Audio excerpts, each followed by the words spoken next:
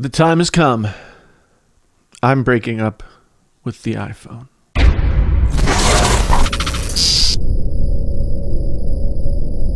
Hey there, friends on YouTube. My name is Jason, sometimes known as the JTL. This is Painfully Honest Tech so honest it hurts. If this is your first time here, thank you so much for stopping by. If you've been here before, thank you so much for coming back again. Now, let's talk about this. I know. There are a bunch of you out there who are saying like, oh, God, this guy, he's just doing, he always does this. He says he's going to quit and then he doesn't. And then, yeah. And I can already read the comments, whatever. He's just doing it for the clicks. You should change your name to Painfully Dishonest Tech. Blah, blah, blah, blah, blah, blah, blah. Yeah, I know. But you're going to have to listen. You're going to have to hear me out on this, and then we'll talk. There are 3 main reasons that I've made this decision, and I'm going to lay them out for you right here. Number 1, after years of almost being as good, as polished, as integral as the iPhone, Samsung has finally caught up. It started with the design language of the S8 and the S9 and the Note 9 and all that, but the S10 has something different. The Infinity display looks like what Apple wanted to do when they ended up in Notchland. Since the advent of the notch, a lot of folks have said the notch would never have happened if Steve Jobs were still alive, and I don't disagree. Jobs wanted Apple's products to be the best, most functional products available. He wanted everything to just work, but he also never compromised on design. And I don't know what's a compromise on design if it's not the notch. I can't think of a single Apple product that made the compromises that the iPhone X did in design just to make a thing happen. Yes, FaceTime is great, and I still think it's one of the best security features available on a smartphone, but at what cost, people? At what cost? It's ugly. It's ugly. The notch is ugly. I can finally admit it to myself. The notch is just plain ugly. I went to the Samsung launch event in February, and I really didn't know how I would feel about the hole punch screens. The idea didn't seem like a good one to me, but from the first time I saw them at the event, I was surprised by how much I didn't hate them. In fact, I really liked them. There was something really inviting about them. They almost anthropomorphized the phone into something cute, like a minion, but not as annoying or clearly a cash grab aimed at the hearts and minds of our children and the bane of the existence of every parent who has to suffer through minion. All right, this isn't about the minions, but it's just not. The hole punch is better than the notch. There's more to it. It goes deeper. Let's talk about number 2.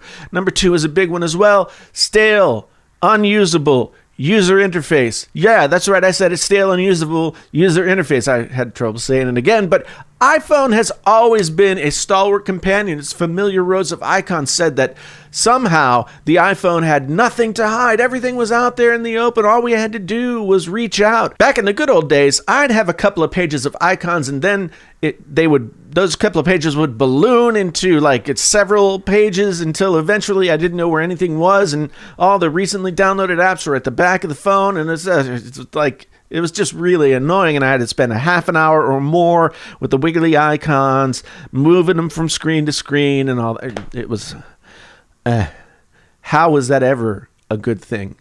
Was it ever a good thing? Now, with the proliferation of smart devices and more games, the phones themselves becoming more and more powerful, the amount of stuff you can do with the phone has grown immensely. The number of apps have grown. Smartphones and the way that we use them have evolved past the time when static rows of icons really could make any kind of sense. Now my home screen looks like this, which is the smartphone equivalent of just throwing everything into a closet and shutting the door because you don't have anywhere to put something. And I can never find anything on my iPhone unless it's on the first page. And then instead of looking for it, I just pull down and I search. And that's kind of annoying. iOS, while it might seem like, very minimal, is very non-Marie Kondo. And I've been trying to bring more joy into my life. The iPhone doesn't bring me joy anymore. It makes me anxious. It makes me anxious. It took a long time for Android to mature to the point where your screens could become the canvas on which you lay out your life in a way that works for you. But that transition has happened. Finally. Many people look to the Pixel devices as the best example of that, but none of the Pixel phones have really actually been great phones. There's always some kind of nasty problem that makes them annoying. And until the S10 and the advent of Samsung's One UI skin for Android, Samsung's phones have tried too hard to jam everything they could think of, from scrolling pages with your eyes and all that kind of stuff, and on and on and on. One UI is somehow calmer. I can't quite put my finger on it, but One UI is so much easier to use and navigate than previous Samsung offerings. This is the first time I've lived for a month with a Samsung phone and not put Nova Launcher or some other kind of launcher on over the Samsung skin within a week. In fact, I haven't changed the stock launcher at all. I haven't felt the urge to change anything. Dark mode is there and it's built in. It seems like all the stuff that I used to change, get a new theme or something like that, Samsung has somehow taken care of it, and I don't feel the need to add or take anything away. The S10 is the best, most complete phone Samsung has made by a long shot, and it's made the iPhone seem even more stale and outdated than it did just a little more than a month ago. And a month ago, it kind of did. So now it's more.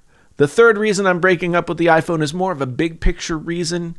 Apple just isn't a good company anymore. I was an OG Apple sheep, and I still have a lot of nostalgia for the old days when Apple was the underdog fighting against Microsoft, and they were always making ways to push technology forward, to make better products that did more for their customers, and just really change people's lives. But those days are gone.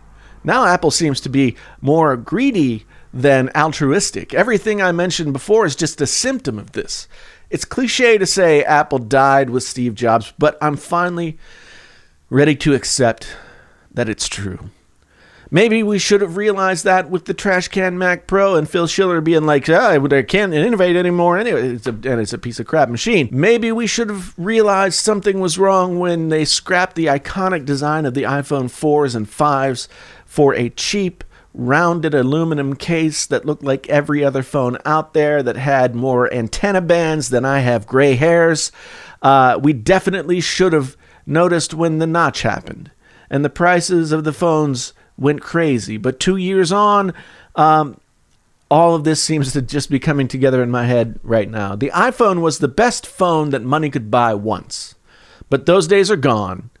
They're long gone. And the more Apple lags behind Samsung and others in the feature department, the design, the UI, the less relevant they will become.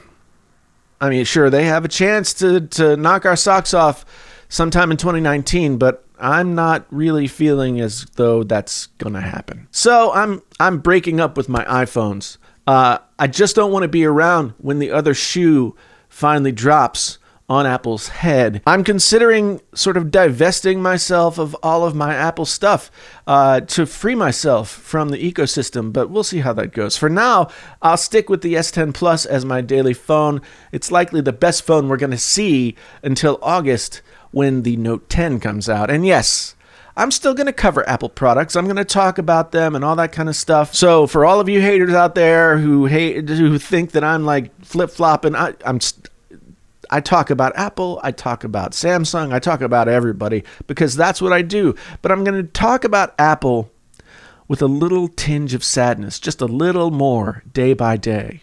Goodbye, iPhone. It was nice while it lasted. Thanks so much for being here. Once again, if it was your first time here and you want to come on back and see me again with more stuff, blah, blah, blah, like and subscribe and bell notify yourself, and you can come back and hang out at the Painfully Honest Tech headquarters with, well, no, not with me, not here exactly. You know what I mean. You know what I mean. And if you've been here before, thank you so much for coming back.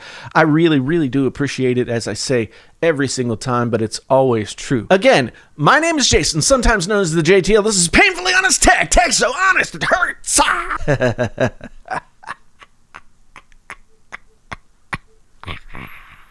Until the next time, I'm out. Hey, you're still here and you haven't left yet, and maybe you want to watch another video. There are a couple of videos here that I suggest that maybe you want to check out. Also, hit me on the social medias over there, and don't forget to subscribe to the channel, and I'd love to have you back again sometime soon. Thank you so much for being here.